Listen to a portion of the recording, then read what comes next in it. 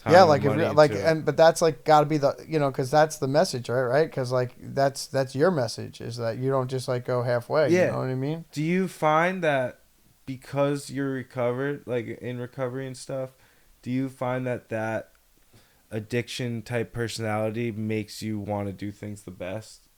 Like get Um, obsessive over it I almost? mean, so like I definitely have some sort of like obsessive part of it, but the whole thing about recovery and really any area of my life is just like you get what you put into it. Like if I want, you know what I mean. If I just want to do half-ass shit, then I'm gonna get a half-ass result. You know what I mean? Like, Mm-hmm. and I'm doing this now. These guys are fucking really good at what they do. Yeah. You know what I mean? Oh yeah. So I want to be. No, I mean that in the best way No, possible too. absolutely, But yeah. absolutely, and I'm just trying to kind of articulate that. Like, yeah, I mean, Yeah. It's yeah, like I just fully believe that like if I'm gonna do something, then I'm gonna do it. You know what I mean? mm-hmm. Do you mind me asking what your drug was? Or Yeah, I was doing all types of opiates. okay. Yeah, and drinking. So like in my head, because when I was a kid, like younger, I used to do like certain like stuff too, where Mhm. I really saw myself could have like be going in a bad direction, Yeah, totally. and you start to see like yourself, you don't have money and stuff like. All right, how can I get enough money to get the next thing or whatever, you know what I Yep. mean? So Yep. like you use that resourcefulness towards like these types of things, it's Absolutely. like game over. For sure. it's For cra- sure. it's, It's it's really really, inspiring. it's really, yeah. I That's mean, what it is, like some of the people that like really are working that like work hard on the recovery like have like an amazing life because like you dude, their said at mentality, their work yes, ethic, it's yes, insane. yes, for sure, Insane, like for sure. insanity. It's really But it's inspiring. like and it's got to be also not only in like in areas in which generate revenue, but in an area in which people are where you're being of service to somebody else too. Giving back, You know, yeah, yeah, yeah, and yes, helping others, helping not other not being people. selfish. Yeah. Yep. That's awesome. I Yeah. really love that. Yeah, man. We've been rolling this whole time, so if you want to Oh, naturally just bring it in, oh, that would be okay. great. All right, cool. That was wonderful. All right, cool. Anthony, thank you for inviting us into your home today and sitting down. I know we've had a lot of back and forth over the months, and I really wanted to do this in person. So again, thanks for having us in your house, man. Dude, stoked you're here. It's awesome. Yeah, Thank you for having me yeah, on the show.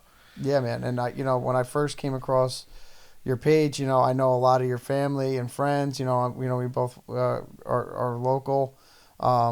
And I just, I had to meet you not only because of, all the great things that you do, while being blind, but just because you're like a good human, man. It You means a know, lot. I you try to know, be. and I think really what resonated most with me was when you first when you and your brother were doing that shot in the dark, and you said that you had gotten some messages about people, um, you know, really wanting to do better for themselves after seeing how you triumph over all this adversity and how much it meant to you, and that you knew how important it was to be kind of that conduit of positive energy. Yeah, man, it was weird in high school being told those things, like having people hit you up, because in my mind I'm like 15, 16 years old, and I'm just trying to be a normal kid and not even like let my blindness almost like be a thing. Like I'm not blind, like I Right. used to like really try and hide my blindness, especially like just in the social world. Like I used to walk around high school and try and like, dude, I would use my feet to like feel what was in front. I walked so weird, and Right. like Right. those things. Once I started accepting that, I saw the power in it and like how much it was helping others too. And it was like, wow, I'd be selfish not to like, once I'm getting these messages, like you said, like people in recovery even like saying like seeing what you do in your day-to-day life Mhm. really helps me like not be like weak or lazy, and it kind of hit me hard, so it was pretty inspiring to get those messages at that age. For sure. And for a young person, to really like, feel that, because like you're a young 17, 18-year-old kid. You're, like I was a punk at 17 and 18 years old, just only cared about, surfing and, and smoking weed and chasing girls, and here you are like trying to make a difference in somebody's life. And I think that's super empowering for others that are, at home struggling with anything, I would also listen. We're all punks, Yeah, right? yeah. But I would say all that like all that stuff coming at me at that age, paired with like a lot of the politics with wrestling and stuff, it was just heavy and it was a lot of pressure. Like I felt Right. a lot of pressure constantly. I remember freaking out sometimes, being like, I just want to be a freaking kid, Like Yep. I just want to like go out and play soccer. Like I want to Right. go play basketball. Like this sucks, Mm. Like I used to think when I was little, I used to play like rec basketball and soccer and all that stuff, and I thought I was gonna be like, dude, I used to train basketball like I was gonna be the next Michael Jordan. Yeah. I used to train soccer like I was gonna be the next, whatever, like Mhm. Cristiano Ronaldo, like Yeah. whatever. I was gonna be the best at whatever I did, Right. and like wrestling wasn't even a thought really at that Right. time, Yeah. So it was like crazy how it just happened. Once I started like I got to a certain age where I was like I guess I can't do this, like I can't play basketball. Like I don't even know where the hell the ball is. I don't know where the people are at. Right. I can't play soccer. You got to pass and whatever. I was like, Dad, I want to play football, and he's like, Dude, you're gonna get blindsided. Right. And it was like, Right. I just like all these things. So like, I found wrestling through my brother did it and my dad did it. So that was like a kind of a saving grace also, as like I would feel tons of pressure that from all that stuff, but it was also like a saving grace for an outlet to like really let loose and kind of just like let my rage out too. Yeah. Yeah. Yeah. So wrestling kind of sets you up for years to come in your life, right? So you go from, graduating, right? You've won state champ, right? No, No. did not. Okay. In 8th grade, I won like the Tri-County, like all the championship, Mm-hmm. whatever. So like 7th grade was my first year wrestling, and I went like 3 and 2 and 12, whatever it is. And I like one of the wins was just a 4-4 where you go out and get your hand raised. And then I 8th grade, I like started training a lot. Like I fell in love with the sport and just like training. And then in 8th grade, I went 24-1 and like won everything.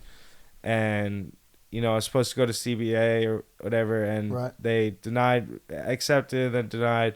And then I went to St. John Vianney, and I ended up doing pretty well. I won like 123 matches and won districts twice, and did Damn. well. So it was a crazy journey. Like I wasn't even sophomore year, like wasn't even supposed to make it out of the districts according to all like the writings and everything, but I ended up like winning districts and doing pretty well. And there was just so much. Wrestling was heavy, dude. High school wrestling, I can't believe like I get anxiety thinking back to it. Like all the like BS with like constant contact, Right. like he has an unfair advantage, he's not really blind, like all this stuff was just, it got to me so much.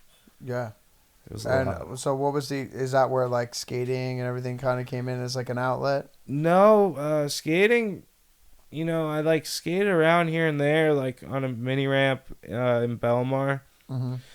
And skating didn't really come around till like heavy till like 2 years ago. Okay. What happened was guitar kind of came in my life in like maybe senior year of high school. I didn't really have much of an outlet outside. Like, dude, wrestling was my life for high school. Like, Right. it was. I'd wake up in the morning.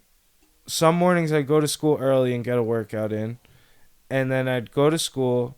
I'd go to at lunchtime. I'd run, and then at gym class, our gym teacher he was like a national champion power lifter and all this stuff, Mm-hmm. or world champion, sorry, and Eddie Hernandez, and he like would put you could pick weight room as like a category for a gym, Right. and he would put me through like these Andy Couture workouts with like bars and stuff, and like there would be people on the side like, is that okay? Like he looks like he's dying. Like people would be like scared and worried for me, and like so I do that, and then I finish out school, then go to practice, wrestling practice, and then after wrestling practice I would go to the wrestling club, and I'd get to the club early.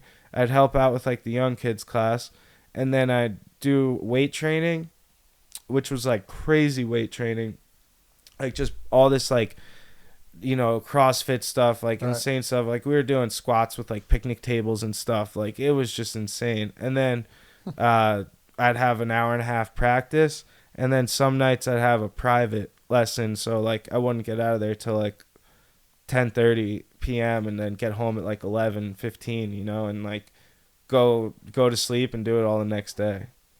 So, like, getting out of, finishing up high school as a pretty successful wrestler, is that like your identity at that time? And you wanted to pursue some sort, is that how you got into judo, or? No, so wrestling was basically all I knew. Like I was the blind wrestler. Like Right. if we were at parties, it'd be like, oh, he's the blind wrestler, and people like, oh yeah, blah. Like it was like, so that kind of sucked. Yeah. I remember freaking out, being like, I just want to be the wrestler that so happens to be blind, like Sure. stop identifying me as the blind wrestler. But it's whatever, like it is what it is. Mm-hmm. And then like college happens. I go wrestle in college for 2 years, get a concussion, leave college. Where'd you go to school? The college in New Jersey. Oh, yeah. Yeah, so then I went to I left college in New Jersey. At the time, like my brother had filmed, a shot in the dark. They had gotten all the footage, him and Chris Sikorsky, Mm-hmm. and my whole senior year and all this stuff, and that got put on the shelf. And then in 2015, I graduated in 2013. In 2015, Chris had taken down the film, and like he's like, I want to work on this. There's something here.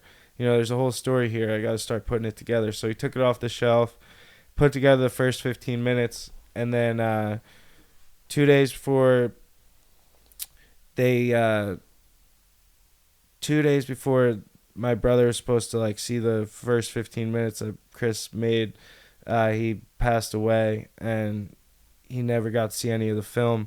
So it was like this like really just my brother was 27. It was just like brutal. He was my hero, like my idol. The reason I started wrestling, he started making this film about me. And at his funeral, Chris came up to us and was like, I'm gonna finish this film, no matter what it takes. And he did that. Like the next, year and a half, he worked on this film and brought it together.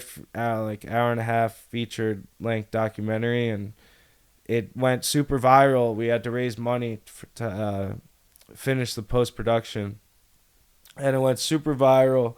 We ended up raising all the money, and then one day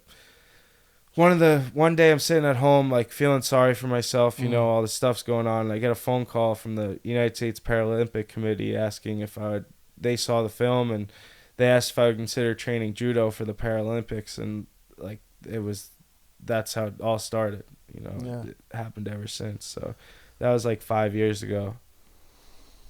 Nice, dude. And let me, my condolences. I'm sorry to hear about your brother. I recently, actually within the last 5 days, a good friend of mine, passed away, and it's terrible. You know what I mean? It's and it again, to have people like that in our lives, like this guy was very supportive of me, and I was supportive of him, and and then that kind of disappears, and it's like we're left with memories and that old the sound of that voice that was always like it's always pushing, in your head. yeah, it's always like although my boy was struggling, you know what I mean, like and I knew he was struggling, but he was always just such a light, it was like always like pushing me to Yeah. keep trying and to Yeah. keep going, always asking me like what's going on in my life, and all the while, I can see he's struggling, and I'm like trying to be there for him, but he just wants to be there for me. You know what I mean? And that's it's like really powerful. It really is. My condolences as well. Thank you for that. And Thanks, man. I Appreciate that. it sucks, man, because it loss is like one of the worst things because it's real. It's something you can't avoid in life. It's gonna happen, Yep. and it's something you're never gonna get over. Like it's there. Like my brother's voice is always in my head. He was my Yeah. driving force in life. Like you Yeah. said, like the person that would be calling you, and like I would say to my brother, like, oh man, I don't know if I could do that. Why not, dude? Let's figure it out. Yeah. Like, and like I would be like insecure about like girls because I was blind. He'd be like, dude, you're so like good, blah blah blah. Like he would just pump me up, Yeah, and for sure. and he would help me. Not many people know this, but like me and my brother gotten like we must have argued about something stupid. We were always butting heads sometimes, Sure. but like towards the end of his life, we hadn't like I was living in California at the time, and then we hadn't talked in like a few weeks or whatever, and he had called me and made everything right. Like we had such a good conversation. He was telling me he was proud of me, and like we were just totally like on the same page. That's and great. everything was good. And That's like good. the day I woke up and got that news, it was just unreal. It's like the Yep. floor just isn't there anymore. You're like Yeah. you're sitting on the floor of a house crying with 3 dogs. You're like, Yep. the hell's going on here? And like I'll never forget it. I was in California and I didn't want to go home. I was like scared to go home because of everything that happened. Like Yeah. I was just like I didn't know. I felt paralyzed. And like my brother, John, my other brother, he was on the next flight to California and freaking dragged me home. Like he picked me up, and him and his wife now, Andrea, like they freaking flew me home, and I'll never forget that. Like it was everyone just got together, and like Yeah. my brother was such a powerful, like such a big force, driving force that like, and it inspired and motivated so many people that his funeral, it was at O'Brien Funeral Home, and it's like right on a highway. Yep. And they had so many people at the viewing that it had to be extended 3 hours, and they had to the line wrapped around the funeral home twice, and then went through the highway, so they shut down the highway for the day, like that section of the highway. Damn. It was like that insane. Like people That's a testament to the person for sure. Yeah, it was it's wild. So I'm always grieving. Some days it's like as fresh as it happened yesterday, and some days it's like a little duller, and it's like every day you have to wake up and like choose to live and live for like yourself and them. And like I felt like when he died, I like he was the most motivated person I ever met in my life. Like he would look at someone's dream and like make it a reality with them. Like he would be like, all right, how can we put this into execution? And that was like, I felt like that motivation when he passed, like I embodied that almost. I was like, we need to get shit done, and then I met my wife, who's like, who is that, she's like, great. she sees people's dreams and can help execute them. It's and beautiful. we did it together. So it's just you lose some and you gain some. It's like for everyone you lose, you gain a few, but it'll never replace that person. Yeah. But I don't. It's that person dispersed into other people. Yeah. You know what I mean? For sure. Yeah, and I think that's pretty. That rings true certainly in my life. Like you lose. Like the guy, the friend of mine that had just passed. He reminded me so much of like my my best friend growing up, who was always pushing me. Who also unfortunately passed away, but he would always push me, to do things like, like I was like, I don't know if I want to go to college, he's like, dude, you're going to go to school, and I was like, I don't know, man. You know, like I'm making all this money, like waiting tables and stuff. He's like, dude, come on. He's like, you're gonna go to school, and he pushed me to do that, and I just think that you know that type of like I don't know like guidance is just I don't think I don't think everybody's has that. You know what I mean? And I think It's it's so invaluable. important to surround yourself with people that are like cheering you on because you could turn anywhere and get negativity, right? Because you said like you were doing a great thing in high school, defying odds, right? And there's people saying that you have an unfair advantage, right? Because they're losing, Yeah. you know. Yeah, no, But it was tough. yeah, and that's you know that's terrible. So, you know, wherever you turn, A sup- there's always both. yeah, a support system though, building that building that like that core like 5 to 7 people, you know, around you or whatever your number is. It has to be people that challenge you, that, you know, will be like, hey, that's a dumb idea. Like, if it Yeah. is, you know, like, you know, Yeah. they'll, or like, and tell you why. Right. And then people that will like also push you to do things that you're like questioning about, you know, Mhm. a support system will make or break you too. And I'm fortunate enough, you know, my mom's the second oldest of 13. So like, Mhm. I have 60 cousins growing up and they never treated me like I was blind. So like, That's great. I grew up freaking skateboarding, surfing, riding bikes until I started hitting parked cars. Like, Yeah. it was all like, you know, just keep up type thing. And Yeah. like, doesn't matter that you're blind. Let's go. So that was I think good. that has like been probably like growing up like that was probably the most effective thing for you, right? You know what I mean, like to Absolutely. not making you feel that you're different, and then you know because like if you feel like if you're treated like you're different, all of a sudden I feel that you know fear creeps in, you know, Yeah. and fear changes the way that we you know react and you know respond in the world and Well, you start to like alienate yourself too. It's right. like you just, I'd be afraid to go out to like new places because I wouldn't accept using a cane. Like I wasn't blind, especially in like 7th, 8th grade, man. Forget about it. Like, Tough age. yeah, it's, you're Yeah. just trying to like not worry about freaking pimples and shit. Like, Mhm.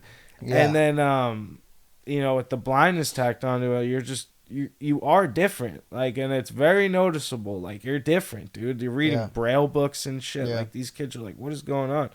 And going to like social settings, like I wouldn't want to go to like someone else's house because like I didn't know the layout or something, you Right. know. And like, Right. it's all about getting out of your comfort zone. I've learned is like, you know, just embracing the uncomfortable. It's how you grow in life and Absolutely. just how you can keep going.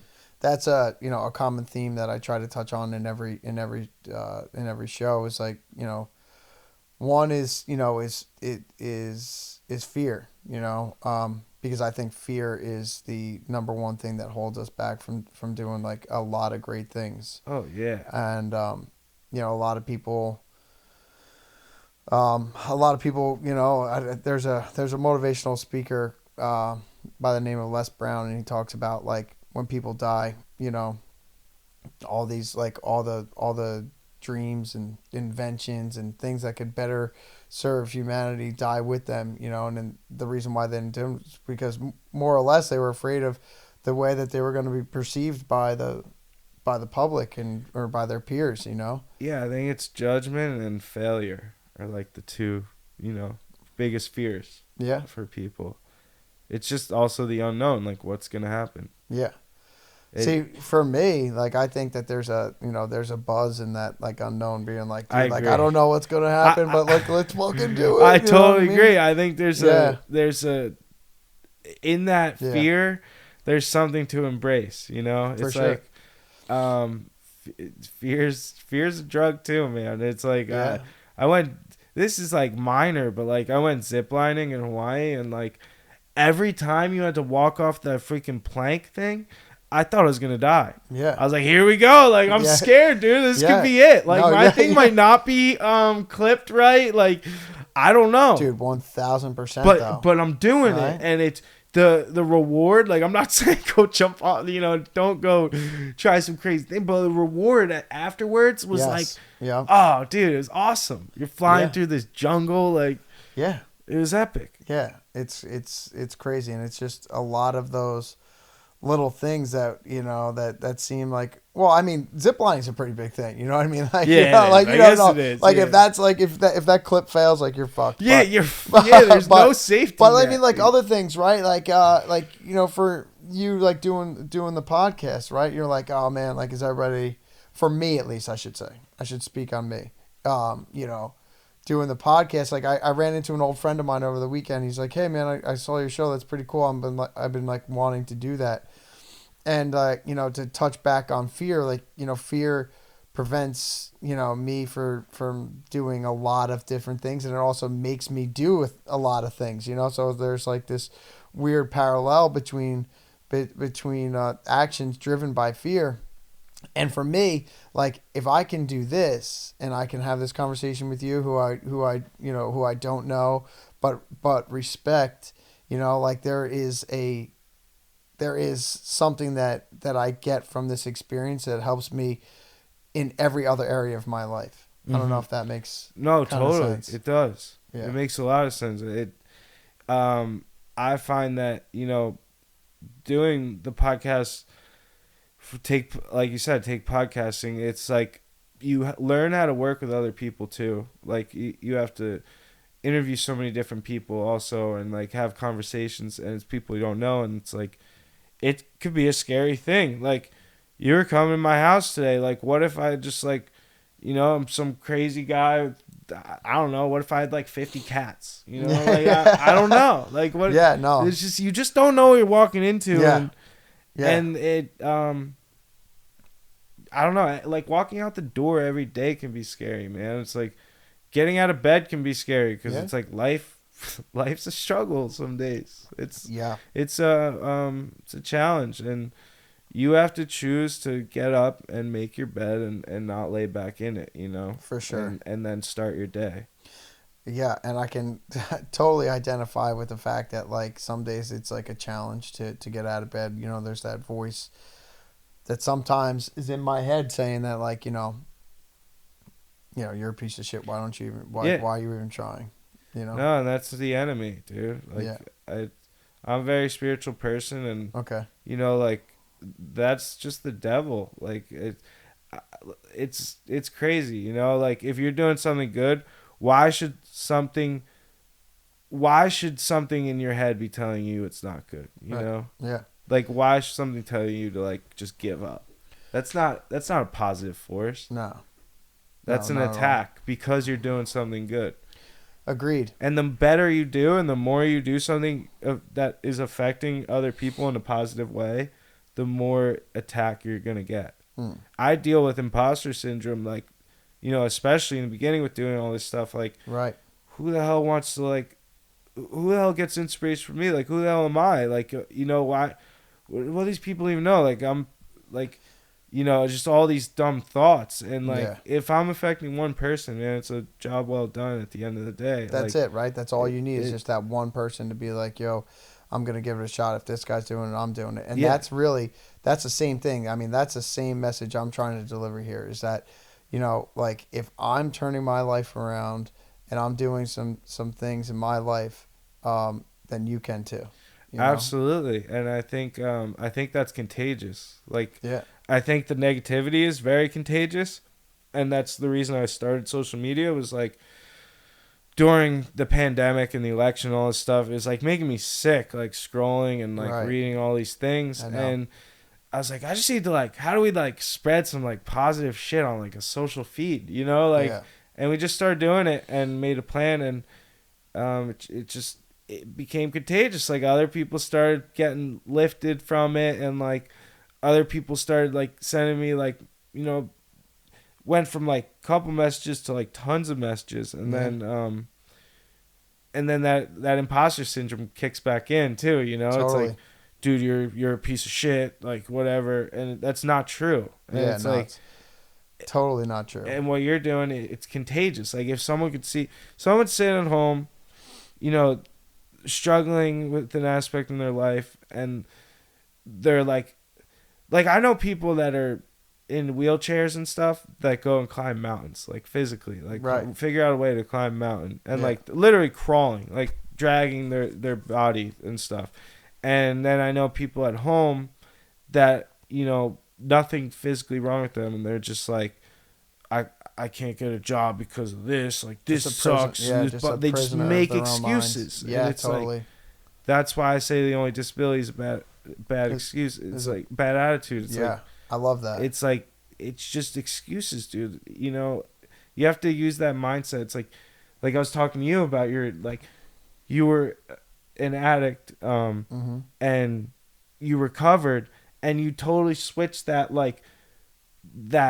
drive to getting high, or doing the bad Right. things in your life to working and producing things that have meaning. And it's like, that is so inspiring to see that skill set be.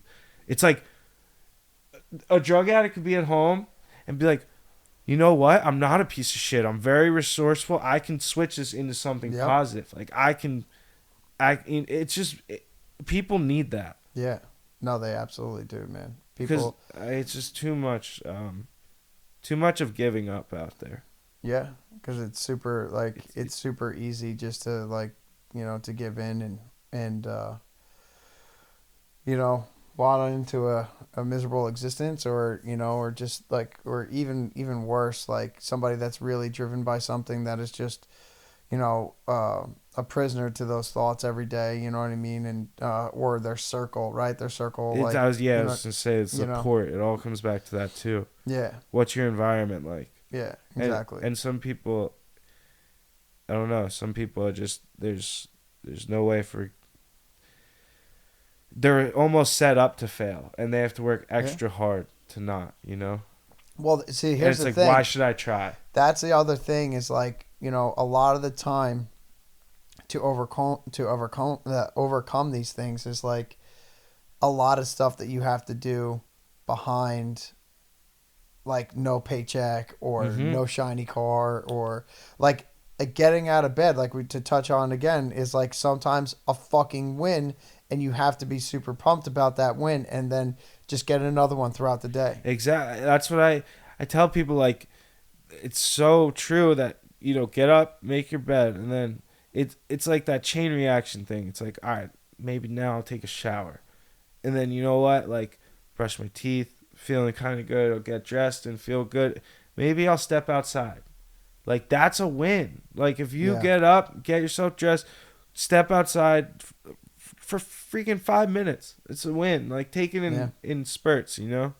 Don't look at it as, because I always break it down back to wrestling, where when I first started wrestling, all I wanted to do was win a tournament, right? Like, I was like, after 7th grade, I got beat up that whole year. I started going to tournaments every weekend, and all I wanted to do was win, right? And every tournament I go, and the same thing would happen. I would get beat so bad, I wouldn't even score a point. I had the same bracket every time, and I'll never forget walking out of a tournament in Brick Memorial that summer, and being like, I don't know if I could do this. My dad's like, come on, you're working so hard. You've been going to the club every day, just give it a little more, give it a chance. It's going to be all right. And I changed because winning was so overwhelming, because I'm like, how the hell am I going to win? I can't even score a point. So I broke it down into little goals of okay, first let me try and score a point this tournament. And then that was a win. When I first scored that first point, it was such a win. And I wouldn't even looked at it like that, because I would have been so worried about winning the match.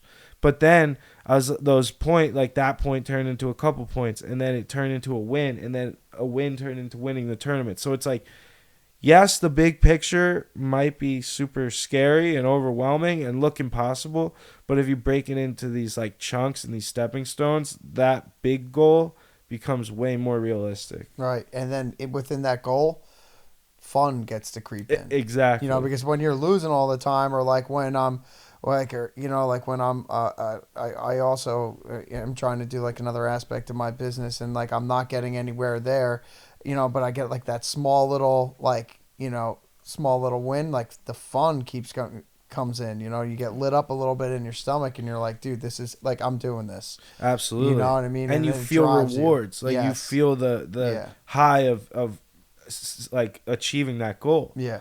And it's so exciting. It's like, all right, let's get to the next one. You Yeah, know? for sure. It's For really sure. cool. Yeah. So, being wrestling being the foundation of your life, where has judo taken you, and where do you look for it to take you, or how much longer do you think you'll be doing it?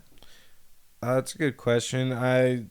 Judo it's been good. I've won nationals a few times. Right now, national champ. Have to go to Canada at the end of December and sometime December to do Pan American Championships.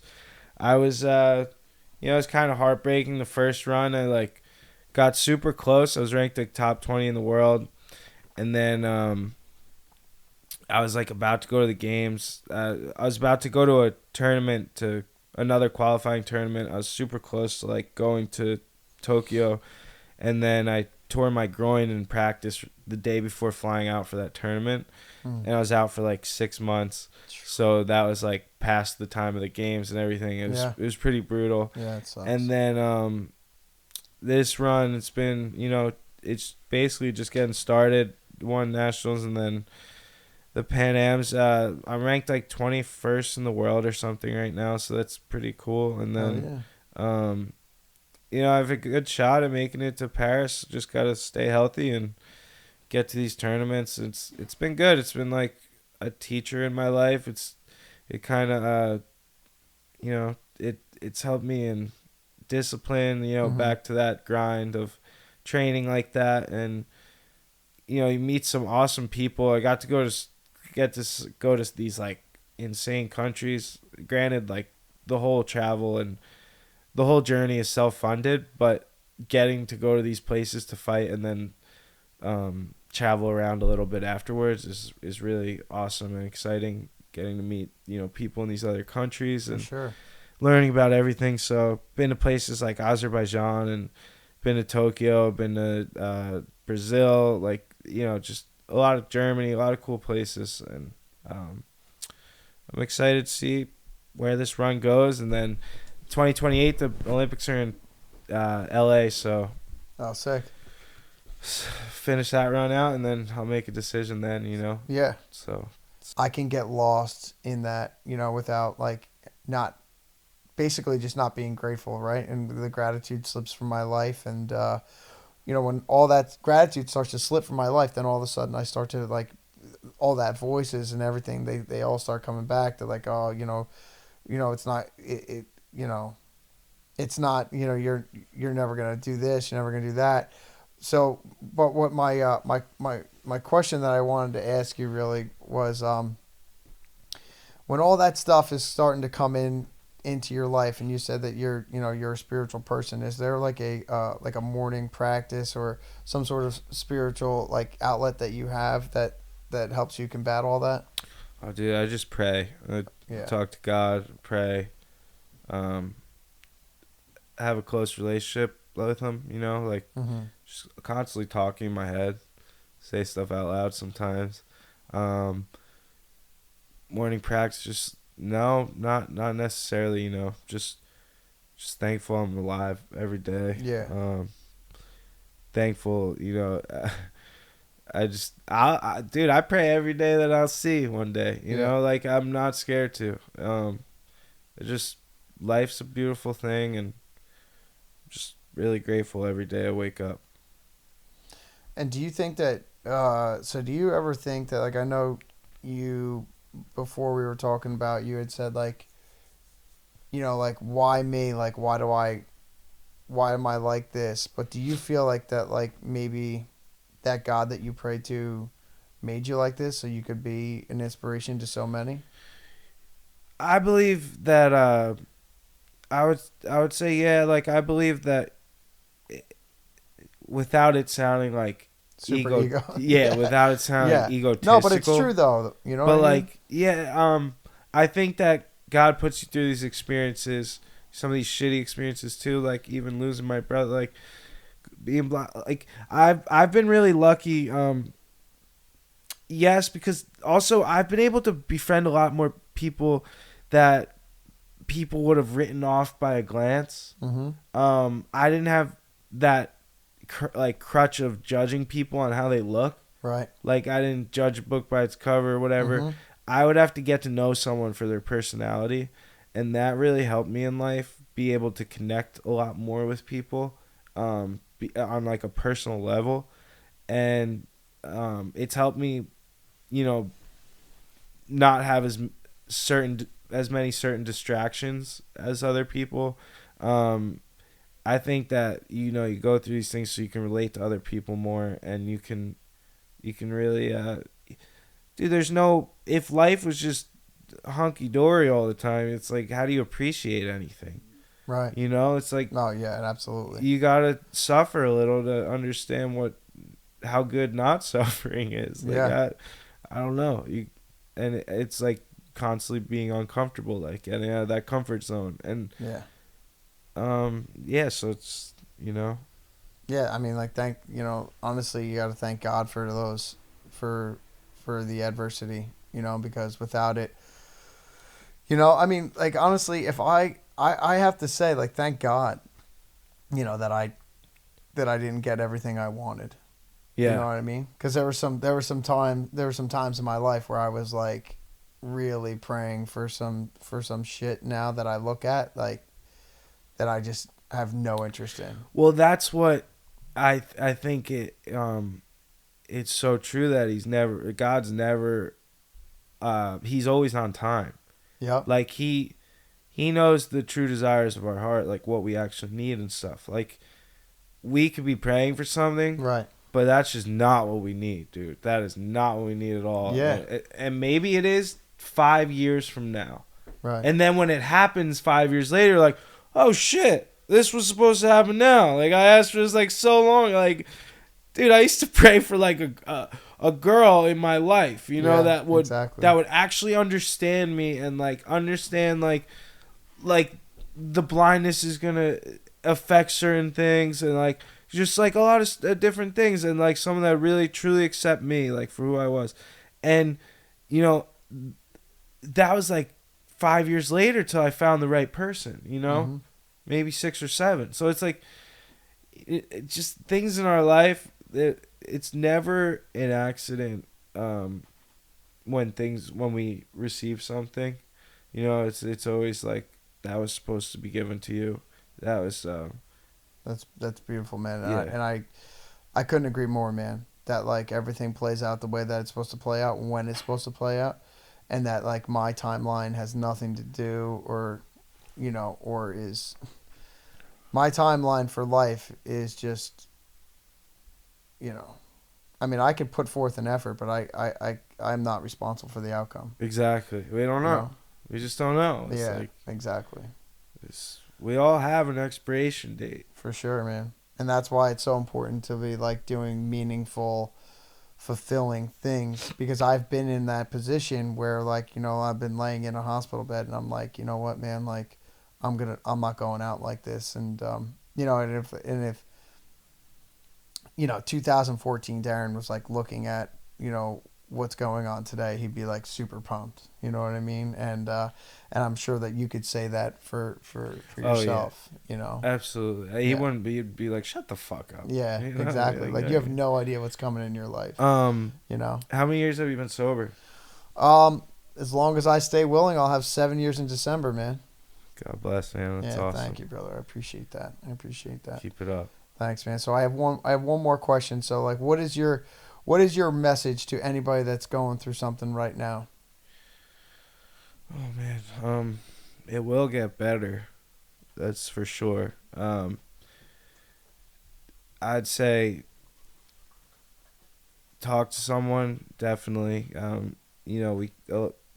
We kind of taboo, like, or at least did for a while, like talking to people or talking about your feelings and stuff like that. That's not true. Mm-hmm. It's really important too. And I wish I would have accepted that as a kid, like when I was younger too, would have helped a lot. Also, just don't give up, keep pushing, and it's just life can suck, but it also is amazing. For Like sure. there's beauty in even in the disasters of life. So just keep going. Don't give up, and remember the only disability is a bad attitude in life. Right on. I love that. And where can everybody find you? Oh man, you could check out Four Bad Eyes podcast. It's FOUR. Stream it anywhere that you stream podcasts. Do it with my blind friend who's a professional skateboarder, Dan Mancina. And then everything for me is on. There's fourbadeyes.com for like all our socials and everything, and then my stuff's all on asfvision.com, and my socials are all asfvision.